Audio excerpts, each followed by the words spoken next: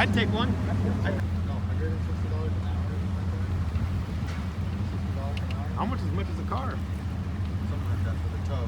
So, like if you're here and we want to go back to the ferry landing, it's probably like $500. Get stuck out here?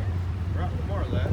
Right here, like from here to the ferry landing, it's probably like, yeah, $500. You can charge Maybe that to somebody? No, it's the tow. It's called Boat US and other tow companies.